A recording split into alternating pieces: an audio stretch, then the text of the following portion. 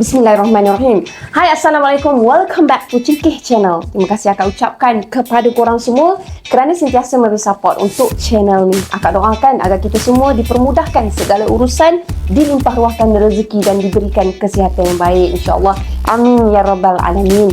Hari ni akak nak sambung lagi kisah yang kedua daripada tajuk kisah beraya di rumah bunian. Apa kata kalau korang stay dengan akak untuk dengar sambungan daripada kisah tersebut. Jom. Bismillahirrahmanirrahim. Qul a'udzu birabbin nas, malikin nas, ilahin nas, min syarril waswasil khannas, الذي يوسوس في صدور الناس من الجنة والناس.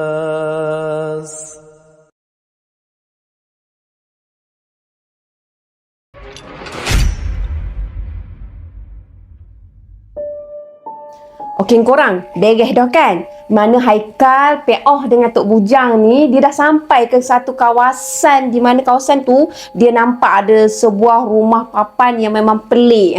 Pada story sebelum ni, akak ceritakan perjalanan mereka nak sampai ke rumah pelik tu. Dan mereka bertiga ni dah sampai ke rumah pelik tersebut. Dan kali ni, apa yang berlaku kepada mereka bila mereka bertiga menemui ahli keluarga di dalam rumah tersebut. Jom akak teruskan. Semakin dekat jarak mereka bertiga mendekati rumah tu, semakin kuat jugalah hidung mereka ni terhidu bau bunga yang sangat kuat. Dan bunga yang menusuk deria bau mereka tu sebenarnya bau bunga harum sundal malam. Dengan bau bunga yang wangi, yang sangat tajam menyengat ke hidung tu, perasaan Pe'ah dan Haikal dia silih berganti. Dari seram, dia rasa kelakar, dan daripada kelakar dia mula rasa seram semula. Akhirnya, mereka sampai di hadapan rumah yang pelik tu. Bila mereka sampai di rumah tu, mereka bertiga naik anak tangga rumah tersebut. Bila mereka bertiga dah naik anak tangga rumah tu, mereka disapa dengan salam oleh tuan rumah. Salam tuan rumah ni mereka jawab beramai-ramai. Naik.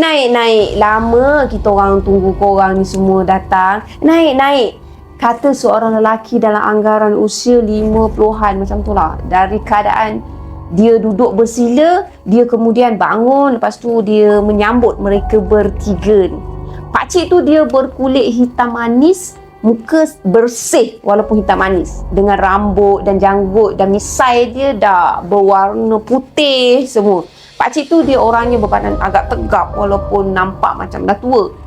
Dah berusia orangnya, dia memakai sehelai t-shirt pagoda berwarna putih dengan berkain pelekat berwarna hijau.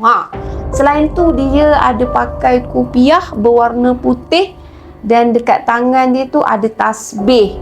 Antara mereka bertiga ni, Tok Bujang dia ada dekat bahagian depan Pe'ah dan Haikal berdua, mereka mulalah bersalaman dengan pakcik tuan rumah tu kan. Si pakcik tu dia seronok dengan kehadiran mereka berdua ni. So dia senyum je. Pe'ah orang yang kedua dan seterusnya Haikal, seorang demi seorang lah pergi bersalam. Tok Bujang ni kemudiannya dia bersalaman dengan seorang perempuan yang sebaya dengan tuan rumah tadi. Pe'ah dia duga yang wanita tu, perempuan tu separuh abad umur dia, itu mungkinlah isteri kepada tuan rumah. Seperti lelaki tua yang menegur dan lelaki tua yang jemput dia naik dekat atas rumah tu, wanita tu dia memakai mini telekong. Maksudnya bukan fully telekong lah, dia pakai half je. Telekong tu berwarna putih. Lepas salam Pe'ah dan Haikal disambut dengan senyuman oleh wanita tersebut, dia langsung tak bercakap sepatah apa pun dengan Haikal dengan Pe'ah ni. Langsung tak bunyi apa, dia just senyum je tak lekang daripada bibir dia. Pelik kan?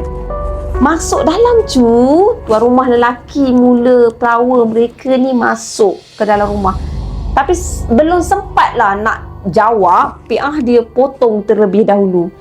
PA pada masa tu dia belum mandi sejak daripada subuh tadi. Dia agak keberatan nak masuk kat dalam.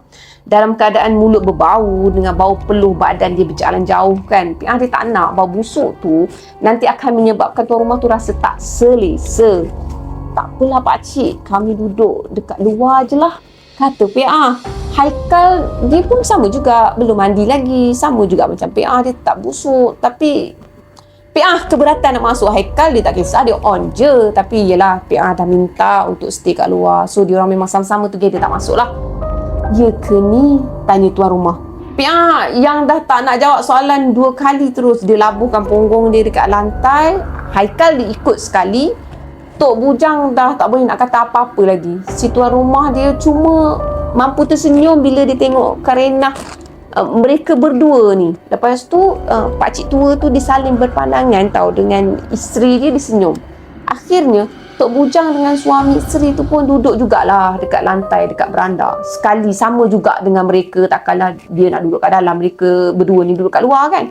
Tanpa banyak soal lagi, mereka pun memerhatikanlah sekeliling. Yelah, tempat baru, rumah tu pun pelik, lagi diperhati, lagi ditengok kan. Rumah kayu tu orang besar macam muzium Kesultanan Melayu di negeri Melaka, macam tu lah. Dan sekali lagi, PA nak pulang, rumah tu tak ada secalik cat pun, apatah lagi disapu dengan syelek nak cantik-cantik. Semua memang tak ada. Luas beranda tu saja dah boleh muat hampir 50 orang rasanya dalam satu masa. Kalau ikut perkiraan PA, nampak tak dia punya tenang dekat rumah, tengok sana tengok sini, sampai keluasan beranda pun dia boleh ukur tau. Pintu depan rumah sangat besar korang. Luasnya pintu tu boleh muatkan 7 orang dewasa untuk berbaris dari bahu ke bahu untuk masuk ke dalam satu masa. Macam tu, boleh bayangkan. Di kiri kanan muka pintu hadapan rumah tu dia ada 2 orang perempuan. Perempuan tu dia berbaju kurung. Seorang dia pakai baju kurung warna pink dan seorang lagi dia pakai baju kurung warna hijau. Warna baju kurung dia orang berdua tu terang benderang sangat-sangat. Memang over gitu color dia kan. 2 orang wanita tu dalam anggaran usia dalam lingkungan awal 20-an, muda, memang muda sangat. Mereka berdua tak pakai tudung, berambut panjang, dia paras bahu. Nak kata cantik, muka dia orang macam biasa-biasa je, nampak macam sama juga macam kita, ada cantik, ada yang kurang sikit, tapi dia biasa-biasa je. PA dia rasa agak kelakar sebab PA dia kontrol lah kan, nak tergelak juga dia. Sebab apa tau? Sebab makeup dia orang ni tebal sangat. Seorang pakai eyeshadow warna biru dengan lipstick warna pink. Seorang lagi pakai eyeshadow warna hijau dengan lipstick warna merah lah, merah menyala gitu. Dekat hadapan 2 orang wanita yang berbaju kurung dan bermakeup tebal tu, dia ada 2 talam tembaga yang berisikan sesikat pisang monyet, sejenis pisang liar yang tumbuh dalam hutan, yang mana dalam pisang tu dia akan tumbuh, dia ada biji tau dalam buah pisang tu. Dan juga sepinggan agar-agar yang dah siap dipotong. Dalam pelik-pelik tu, PA dia rasa kelakar dan gelak juga bila dia tengok kan betapa tebalnya makeup 2 orang wanita yang mengalahkan badut. Itu dia tulis, bukan akak cakap tau. Mengalahkan badut. Boleh imagine tak? Ada ke raya-raya macam ni orang hidang pisang monyet dengan agar-agar kat tetamu? Kalau agar-agar tu bolehlah aku terima, tapi pisang monyet tu aku tak boleh nak belah lah PA. Kau nampak tak makeup akak-akak tu macam makeup badut? Haikal dia berbisik dengan PA sambil dia buat lawak. PA dia tahan lah gelak bila sepupu-pupu dia tu lah, dia buat lawak macam tu, dia macam nak tergelak kan lah. Lepas tu juga dia tak tahan. Sehabis baik tau dia tahan supaya tidak berkelakuan biadab di hadapan tuan rumah. Tapi PA dia memang tak boleh tahan daripada tergelak. Kecil dia tergelak juga. Lepas tu dia sikukan si Haikal supaya Haikal ni tutup mulut, jangan buat lawak bodoh waktu tengah beraya kat rumah orang, beradab sikit. Tapi perhatian PA dan Haikal terganggu bila Tok Bujang dia angkat tangan kepada 2 orang perempuan yang bermakeup tebal tu. Lah, tak perasan pula ada ulu balang istana dekat depan pintu tu. Assalamualaikum. Piah nampak yang wanita-wanita bermekap tebal tu menjawab salam Tok Bujang dengan bibir, nampak tapi tak dengar. Nampak? Waalaikumsalam. Macam tu tapi tak dengar. Suara mereka dua tu tak kedengaran langsung. Berseri betul hulu balang istana kita hari ni nak beraya, ya. Hulu balang istana. Tapi Piah dia tak rasa rumah tu sebuah istana. Walaupun saiz dia agak besar, sangat klasik design dia. Jendela dia pun diperbuat daripada kayu macam rumah Melayu zaman dulu-dulu. Mata Piah pun sempat tahu dia tinjau-tinjau lagi di kawasan. Mata Piah pun dia sempat lagi tahu meninjau-ninjau di sekitar kawasan rumah tu. Halaman yang seperti padang golf yang berbentuk bulat mengelilingi rumah. Kawasan rumah tu lah sangat besar, seolah-olah mereka ni berada di dalam dunia khayalan pun ada. Macam tak logik kan kalau kita duduk kat luar rumah kita. Macam mana sangat kiri kanan ada rumah orang ataupun kiri kanan ada hutan, tapi ni memang different sangat-sangat, seolah-olah macam rumah tu, kawasan tu dia yang punya. Piang dia tertanya-tanya dalam hati tau, kenapa rumah ni dibina di tengah-tengah hutan?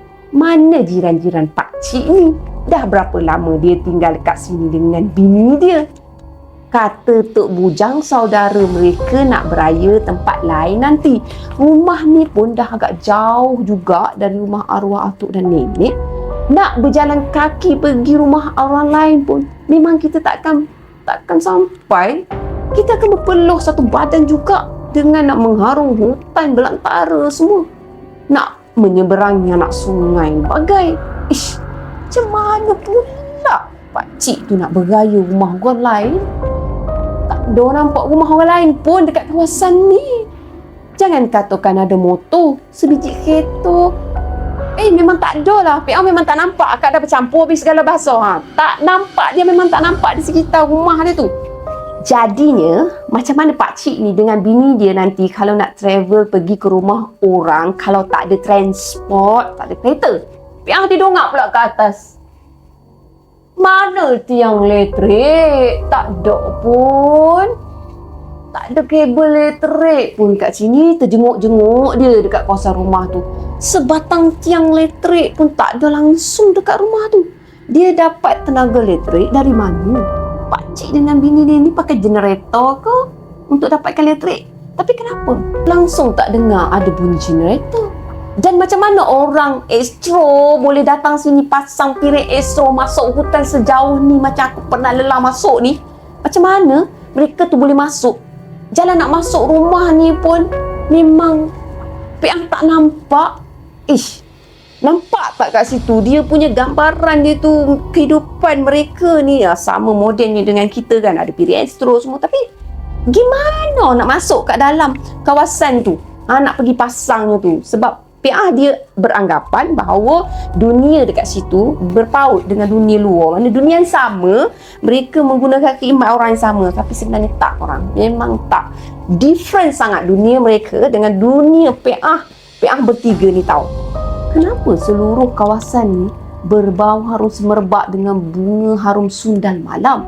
Dan kenapa pula Piah tak nampak ada bunga harum sundal malam ataupun bunga jenis lain ditanam di kawasan rumah ni?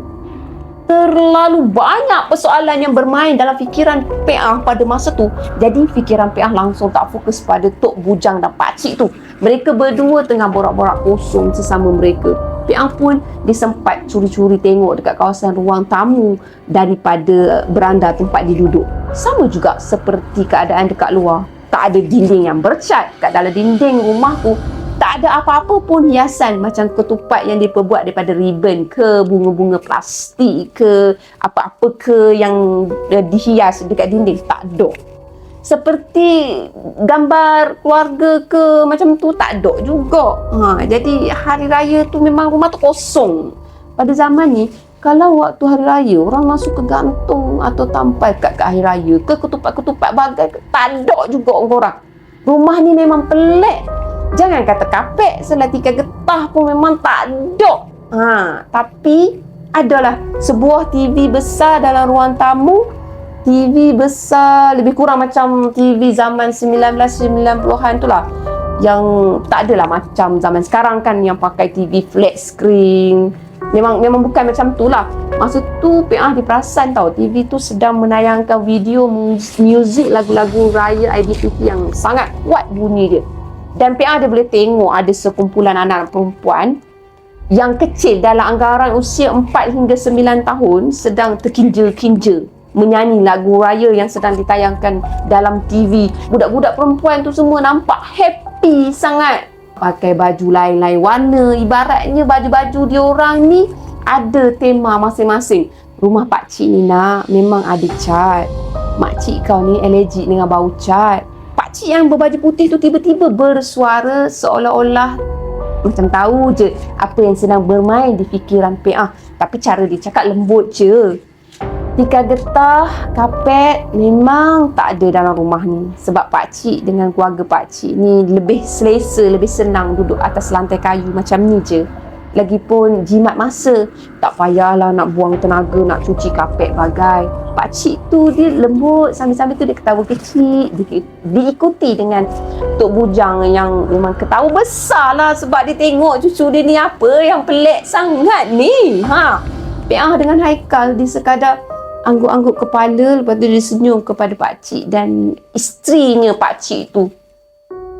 Tok Teh, yang ni PA, cucu si Zaitun. Yang ni Haikal, cucu si Zainun.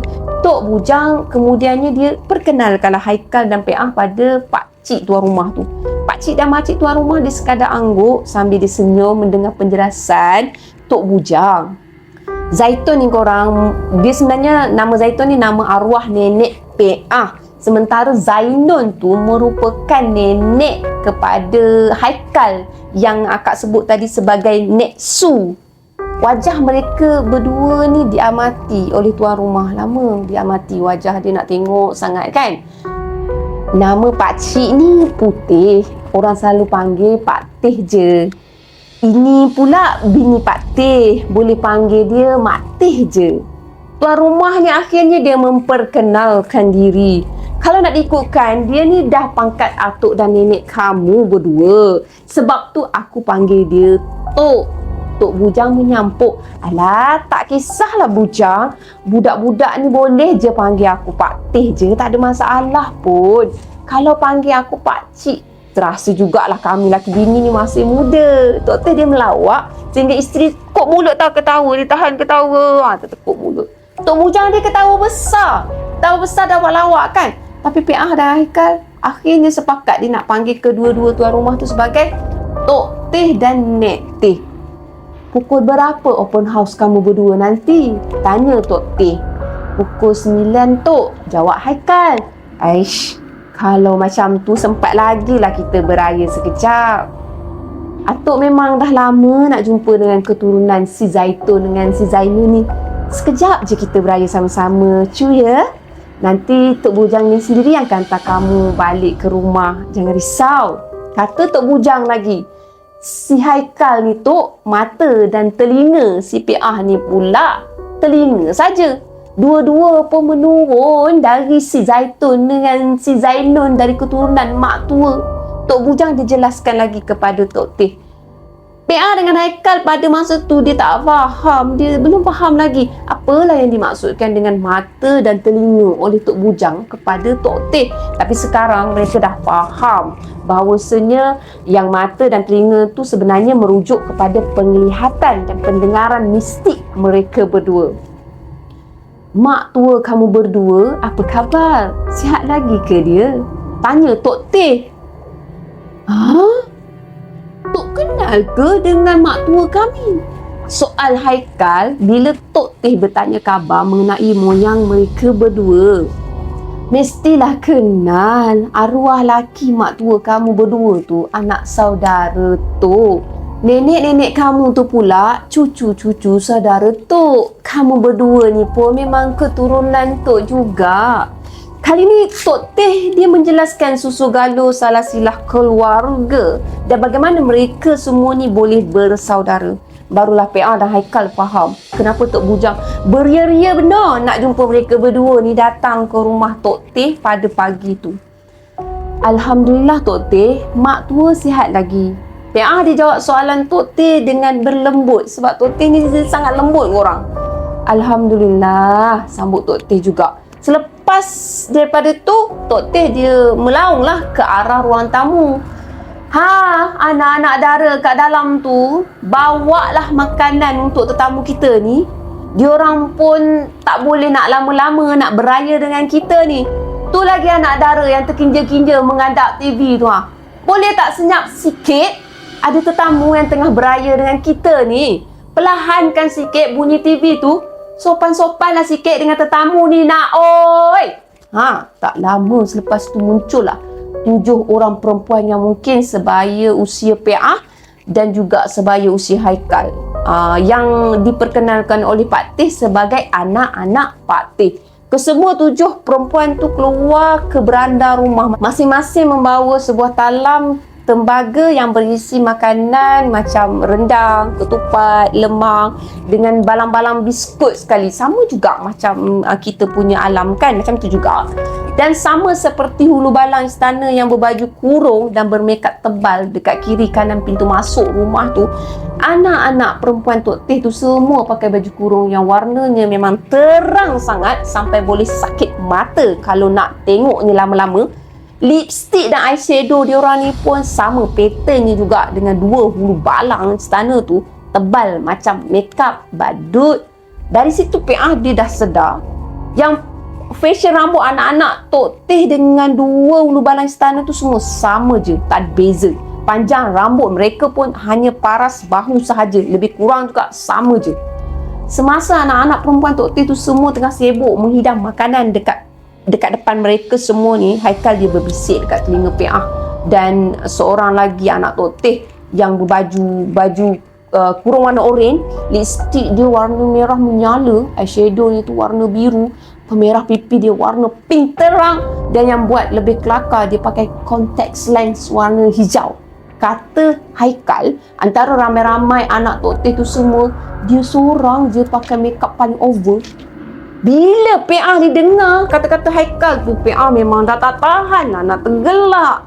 PA dapat imaginekan lepas tu PA ni dengan gigihnya dia berusaha nak tahan ketawa, takut kena marahkan. Jadi PA ni secara tak sengaja dia cepuk tapak tangan kanan dia dekat kepala Haikal macam tu. Tak sengaja sebab Haikal tak sudah-sudah nak buat lawak bodoh dekat rumah orang.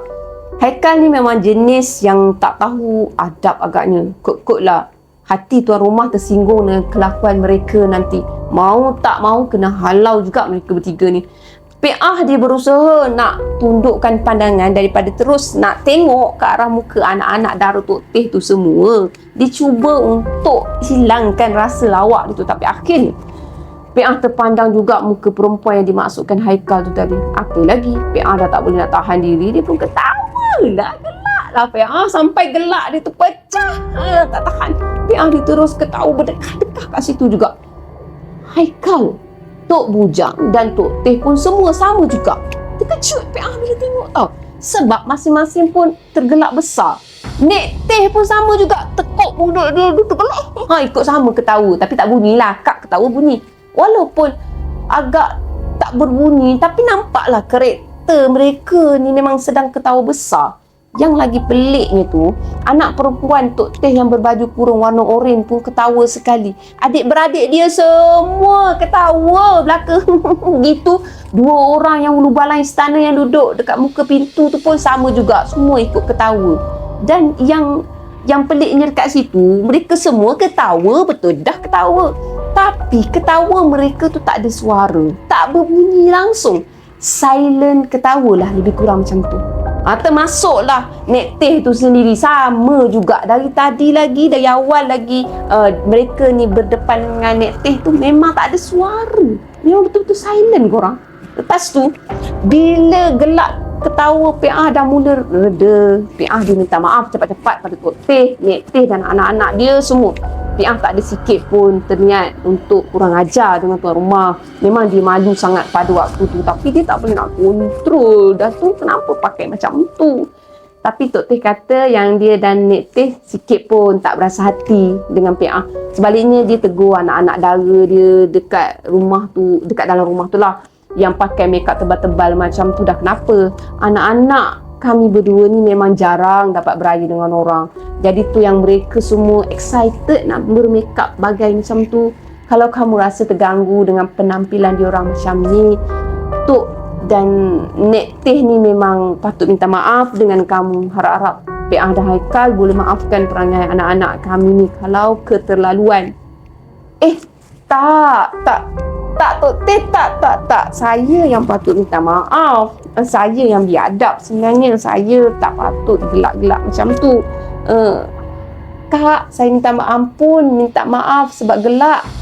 Kata PA kepada adik-beradik tu kan, tak apa Cu, tak apa. Tak ada benda pun yang buat kami terasa hati. Kami pun sebenarnya dah lama tak rasa seronok macam ni. Dah lama juga kami tak tergelak macam ni. Tok pun dah tak ingat dah bila kami semua ni rasa happy macam ni sekeluarga. Jomlah kita makan Cu. Kita makan sama-sama sementara lauk ni masih lagi panas. Kata Tok Teh. Kalau kamu berdua nak tahu, Tok Teh sekeluarga ni pun belum makan lagi. Sebab nak menunggu nak beraya dengan korang berdua lah. Sambut Tok Bujang. Tak apa Bujang, tak apa. Yang penting hajat aku sampai nak makan dengan cucu cicit keturunan aku hari ni. Sampai juga Alhamdulillah. Makan Bi'ah, makan. Makan Haikal, makan. Jemput makan. Makan Cu, jangan takut. Apa yang kami makan, insyaAllah kamu pun boleh makan. Jangan risaulah, jangan risau. Ketupat ni Tok guna beras padi bukit. Rendang ni Tok guna ayam hutan. Dan rendang daging ni Tok guna daging rusa, bukan daging lembu. Susah nak dapat lembu kat sini. Minta maaf lah Cu kalau rasa dia agak lain macam sikit. Makan Bi'ah, makan. Sila Haikal makan. Mereka bertiga makan tau, beramai-ramai dengan semua keluarga Tok Teh dan Mak Teh. Dan 2 hulu balang tu pun sama, Joy Adventure makan juga. Sama-sama makan, kecuali budak-budak perempuan yang masih terkinja-kinja dekat ruang tamu, yang masih lagi melayan lagu melalui TV yang ada siaran yang seumpama Astro tu. Sebenarnya dalam keanehan rumah dan penghuninya tu, Piah dia tak rasa ada benda yang luar biasa sangat. Makanan yang dihidangkan pada mereka tu pun tak adalah rasa macam aneh kan.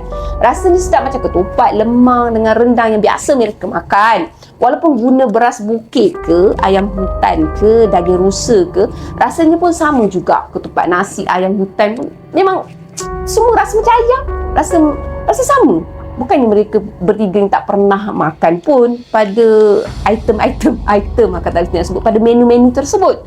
Kalaulah Tok Teh tu kata dia guna daging gajah ke, daging rimau ke, nak buat rendang tu, mungkin jugalah Piah dan Haikal ni akan fikir 10 kali kalau nak makan. Betul tak? Tapi Piah ni dia sempat juga terfikir kalau mereka ni sebenarnya tengah beraya di rumah bunian. Piah dia amati lekuk pada bahagian mulut bibir atas mereka ni. Orang selalu cakap lah, kalau bunian ni dia kononnya lah, dia ada lekuk ataupun alur pada bahagian bibir atas dia. Tapi Piah tengok tak ada yang luar biasa pun pada alur bibir atas mulut mereka. Sama je dengan manusia normal. Orang kata perempuan bunian ni dia semua cantik-cantik mengalahkan bidadari, gebu-gebas macam tu. Tapi Piah dia tengok macam orang yang normal juga. Nak kata bodoh tidak, nak kata cantik sangat pun tidak. Biasa-biasa je, okey je. Nampak macam manusia normal je. Tak mungkinlah diorang ni semua makhluk bunian. Selesai makan ketupat, lemang, dihidang semua, mereka makan sikit kuih raya sebagai pencuci mulut. Kali ni Haikal dia berbisik dekat telinga Piah. Dia minta ambilkan pula pisang monyet dengan agak-agak yang dihidangkan oleh 2 hulu balang tu tadi. Kali ni Piah dia tak nak ketawa lagi depan tuan rumah macam tadi. Piah dia cepuk lagi kepala Haikal kali kedua dengan tapak tangan dia. Tak semena-mena tercepuk. Kau nak sangat melantap pisang tu, kau ambil lah sendiri. Bisik Piah pada Haikal. Mungkin salah seorang dari hulu balang istana tu dia terdengar suara Piah pada Haikal. Jadi pisang monyet dekat atas talam tu atas talang tembaga tu dia pun suakanlah kepada Haikal. Kan aku dah cakap memang pisang ni pisang monyet, ada biji lah dalam pisang ni PA. Haikal berbisik lagi kepada PA setelah biji pisang monyet tu dilahap dia. Biji-biji pisang tu diletakkan dalam pinggan tu balik semula dengan sisa makanan yang lain. PA dia tak nak layan Haikal dengan lawak bodoh dia lagi. Tapi masalahnya pun kalau tuan rumah hidang pisang monyet untuk tetamu pisang monyet pun pisang juga kan? Manusia pun boleh makan kan? Tak ada pun kau jadi monyet bila makan. Dia dongak ke langit. Masa dia bercakap tu lah dengan si Haikal, dia tengok ke langit. Terfikir tiba-tiba, dah berapa lama agaknya mereka bertiga ni dah beraya dekat rumah Tok Teh ni Dari rumah arwah atuk dengan rumah arwah nenek ke rumah ni dah lama. Sebab masuk hutan kan, nak seberangi sungai pun rasa-rasanya dah ambil masa sejam lebih kot. Berapa lama Tok Bujang ni nak luangkan masa nak beraya dekat sini Katanya Tok Teh pun nak beraya ke tempat lain juga. Alah Tok Teh, bila kami boleh balik ni? Tergerak hati dia sebab dia memang nak balik cepat. Kalau nak balik ke rumah arwah atuk dan nenek pun akan ambil masa sejam lebih juga. Lebih kurang macam tu juga. Open house kat rumah atuk dan nenek mesti sekarang ni tengah start. Bila nak balik ni Kalau semua orang kat rumah atuk dan nenek dah sedar yang PA dan Haikal tak ada, mesti mereka berdua kena marah. Mereka berdua kena tuduh saya saja nak mengelak sebab tak nak tolong buat kerja kat dapur untuk open house hari tersebut. Memang teruk lah mereka berdua, kau kena marah nanti. Seperti seolahnya tahu apa yang sedang PA fikirkan. PA mengelamunkan sambil tengok langit. Tok Teh akhirnya dia bersuara. Aku fikir sekarang ni eloklah kamu bawa diorang berdua ni balik. Nanti tercari-cari pula dekat rumah tu nanti. PA, Haikal, balik tu hati-hati. Pesan Tok Teh ditujukan sebenarnya untuk mereka bertiga sebab jalan bertiga kan. Mereka bertiga kemudian ni dia bangkit. Lepas tu dia bersalaman dengan Tok Teh, dengan isteri, dengan anak-anak semua dekat situ. PA disedar sekali lagi ada benda pelik lagi. Selama beraya kat rumah tu, hanya Tok Teh seorang je yang bercakap dengan mereka. Nek Teh dengan anak-anak dara tu semua tak bercakap langsung. Suara mereka langsung tak kedengaran. Mereka hanya senyum je dengan mereka bertiga ni. Selesai bersalam, mereka bertiga menuruni anak tangga rumah. Tok Teh dan keluarga dia pun semua berkumpul dekat hadapan beranda tu untuk ucapkan selamat jalan kepada mereka bertiga. Jadi saling melambailah mereka nak ucapkan selamat jalan. Terima kasih PA Haikal sebab sudi datang beraya dekat rumah Tok Teh hari ni. Terima kasih banyak-banyak ya cu. Nanti jangan lupa sampaikan salam Tok Teh sekeluarga nanti buat atuk, nenek-nenek dan mak tua ya. Sama-sama Tok. InsyaAllah nanti kami sampaikan salam Tok untuk diorang. Jawab Haikal dan PA bersama. Kamu jaga-jaga elok-elok anak cucu keturunan aku berdua ni. Apa-apa jadi kat diorang kat tengah-tengah jalan tu sekarang. Siap kamu. Tok Teh dia berkata kepada Tok Bujang, jangan risau Tok, saya jaga diorang berdua ni baik-baik je. Balas Tok Bujang dia tersengih. Mereka bertiga kemudiannya berjalan terus ke arah kawasan hutan yang memagari padang di sekitar rumah Tok Teh tu. Tok Bujang dia berpesan kepada Haikal dengan PA ni, kalau tapak kaki kamu semua dah keluar daripada kawasan ni dan masuk semula ke kawasan dalam hutan, kamu semua dah tak boleh menoleh lagi untuk melihat rumah Tok Teh tu semula. Maknanya kamu tak akan dapat lihat lagi semula rumah Tok Teh dan itu sama sekali dilarang. Faham? Itu pantang larang keluar masuk rumah, kata Tok Bujang. PA dan Haikal diikut je arahan Tok Bujang dan sebaik saja langkah kaki mereka keluar daripada kawasan yang seolah-olah macam padang golf tu dan mereka dah masuk ke dalam kawasan hutan rimba. PA dia terdengar suara Haikal seperti terkejut menyebut, PA pun dia melatah. Dia mengajuk semula apa yang dia sebut Haikal tadi. Tok Bujang dia terus pegang tengkuk mereka berdua dari belakang untuk terus hadapkan muka mereka berdua ke hutan. Aku dah pesan tadi kan, jangan toleh-toleh belakang lagi kalau masuk kawasan hutan ni kan. Kenapalah kepala kau ni degil sangat? Bebel Tok Bujang. Peang agak, mesti si Haikal ni dah langgar pantang Tok Bujang. Mesti Haikal ni pergi toleh lagi kepala dia untuk tengok rumah Tok Teh tu. Terus jalan depan. Jangan lagi nak toleh-toleh. Arah Tok Bujang yang sekarang berjalan di belakang mereka berdua. Pada waktu tu, kata Haikal, bila dia menoleh semula dekat belakang, dia hanya nampak padang yang luas tau, dan rumah Tok Teh yang sebelum ni diorang jejakkan kaki masuk tu dah tak ada. Dah hilang daripada pandangan dia. So apa yang Haikal nampak cuma hutan belukar sahaja. Memang tak nampak pun macam rumah ke, macam keadaan yang terurus kat situ. Memang tak nampak. Different sangat. Dan bila jarak mereka bertiga dah jauh dari kawasan rumah Tok Teh dalam hutan tu, barulah Tok Bujang ni ditukar posisi dia. Dia berjalan di hadapan pada awalnya tadi. Lepas tu dia berjalan kat belakang sebab mereka ni dah agak macam nak memandang ke belakang kan. Next lepas tu, dia ubah posisi balik semula. Dia berjalan balik semula di bahagian hadapan. Diikuti dengan Peah. Sama juga macam awal dia orang pergi tadi.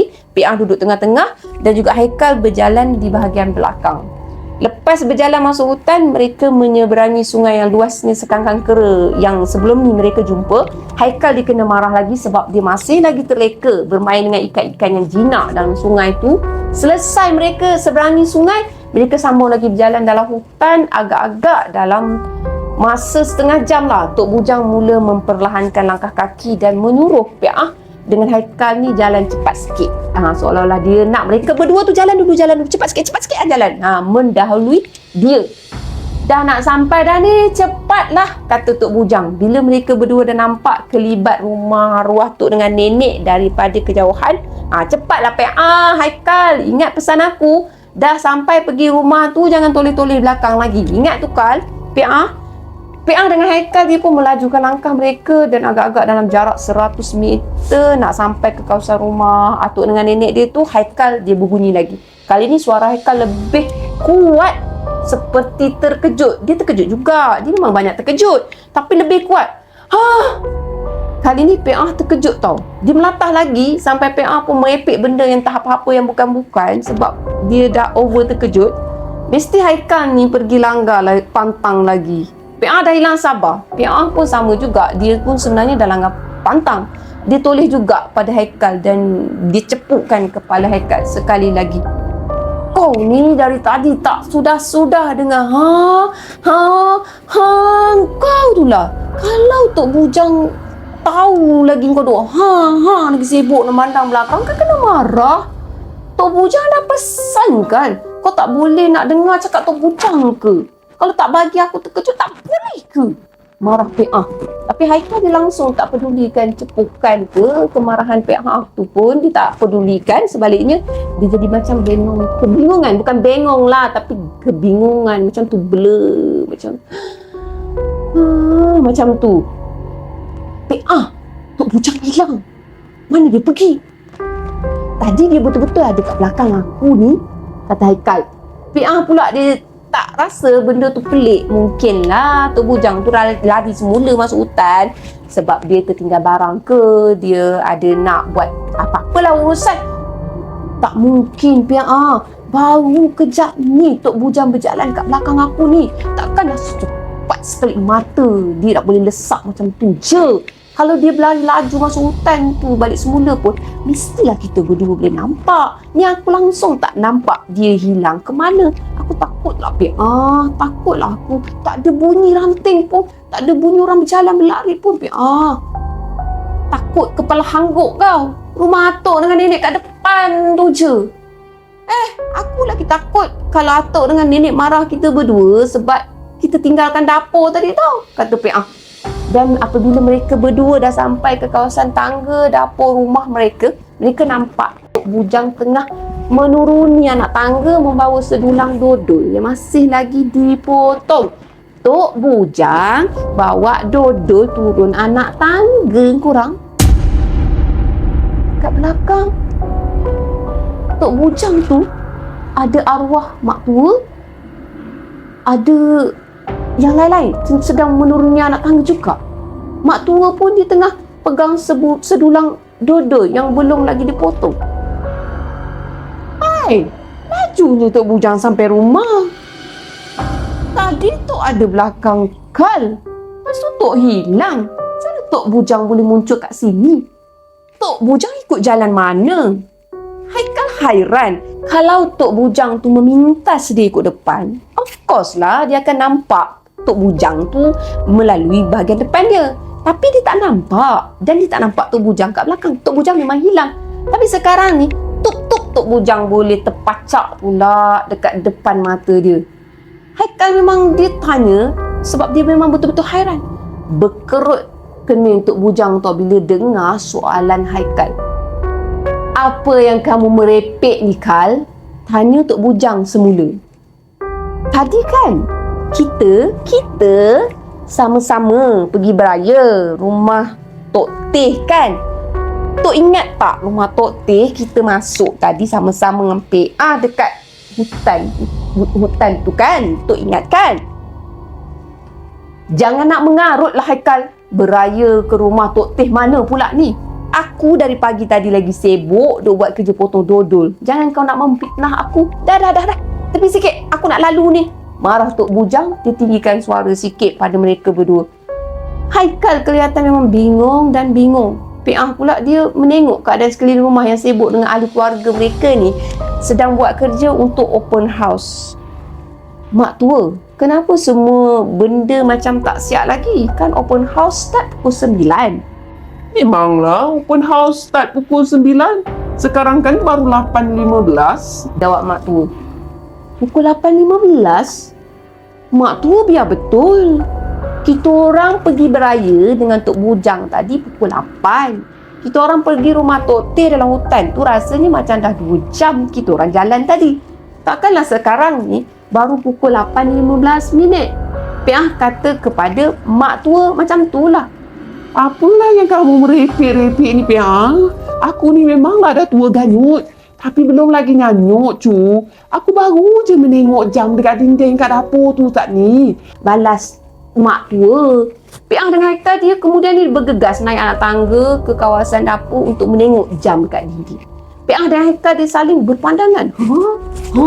Lagilah pelik. Memang betul lah kata mak tua. Jam baru menunjukkan pukul 8.15. Piang dia tak puas hati lagi. Dia terus pula dia tengok jam dekat tangan sepupu-sepupu dia. Sepupu yang kebetulan ada kat dapur tu kan. So dia ambil tangan dia tengok kan. Allah, memang betul lah kata mak tua. Jam sekarang baru pukul 8.15 pagi. Ish, takkanlah. Mak tua yang mengikuti mereka berdua untuk tengok jam dekat dinding kat dapur tu. Kan? Aku tak nyanyuk lagi kan? Baru pukul 8.15 kan? Tuhan. Orang berdua ni dah kenapa, cu? Kata mak tua. Mereka pun berceritalah pada mak tua apa yang sebenarnya yang dah berlaku pada mereka berdua. Bagaimana Tok Bujang tu dah bawa mereka berdua menemui Tok Teh yang rumah dia dalam hutan yang letaknya di belakang kawasan rumah arwah datuk dan nenek ni. Mengucap panjanglah mak tua setelah mendengar cerita mereka dan mak tua terus melaung kepada nenek-nenek mereka berdua. Long, Su, datang sini nak, datang sini tengok cucu korang berdua ni. Ya Allah, ya Rabbi, kemana je lah cicit-cicit aku ni pergi tadi. Mak tua melaung pada arwah nenek Pi'ah dengan Nek Su. Nah, Nek Su ada lagi sampai sekarang tau korang. Dipendekkan cerita setelah diceritakan oleh ahli keluarga mereka sendiri dan beberapa orang ustaz di kampung tersebut. Pi'ah dan Haikal katanya telah dibawa beraya oleh makhluk yang dipanggil Bunian yang beragama Islam. Dikatakan keluarga Bunian yang tinggal dalam kawasan hutan tebal dekat belakang rumah arwah atuk dan nenek tu memang dah lama ditinggalkan. Tapi Bunian tu dah lama dah stay tinggal dekat sana.